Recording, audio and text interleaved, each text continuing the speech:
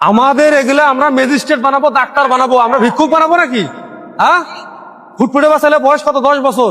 এলে দিয়ে ব্যাগ টানাচ্ছে, বস্তা টানাচ্ছে কেন? এই যে রোদে পুরে সন্তানগুলোকে দিয়ে আপনারা ঝোলা টানাচ্ছেন, ইসলাম কি এটা সমর্থন করে? কাইন্ড অফ ভিক্ষা চাওয়ার মতো। হ্যাঁ, এই যে একটা মানসিকতা গড়ে উঠতেছে, এবং তারা এই যে ফ্যামিলির বাবা মা গুলা, এরা কি ওদের সন্তানকে ঝোলা ধরে বাড়ি বাড়ি গিয়ে এই ভিক্ষাটা করার জন্য পাঠাইছে? ভাই বলেন তো, পাঠাইছে? হুজুরদের একটা ছেলে আছে, কোন হুজুরের বাচ্চা সন্তান আছে? নিজের বেটা কানেন না কেন? আপনার বেটা কানেন, সকালে কিছু খান নাই?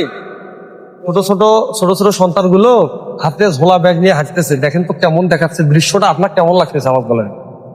না না, আমি শুনতেছি আপনার ব্যাখ্যা পরে। আপনাদের কাছে একটাই রিকোয়েস্ট করতেছি, এই ভিডিওটি যদি আপনাদের কাছে ভালো লাগে, আমার এই যে ভাইটি প্রতিবাদ করছে মাদ্রাসার এই অনিয়ম নিয়ে, অবশ্যই আপনার কাছে যদি যৌক্তিক মনে হয় প্লিজ ভিডিওটা বেশি করে শেয়ার করবেন।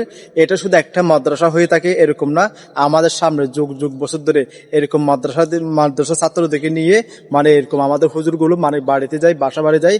তো আমাদের ইসলাম শিক্ষা কি, এটা আমার প্রশ্ন হচ্ছে কি এটাই। অবশ্যই আপনাদের প্রশ্ন কি অবশ্যই মন্তব্য জানিয়ে যাবেন, কমেন্ট বক্সে ফালি ভিডিওটা শেয়ার করে সবাইকে দেখার সুযোগ করে দিবেন। আল্লাহ হাফেজ।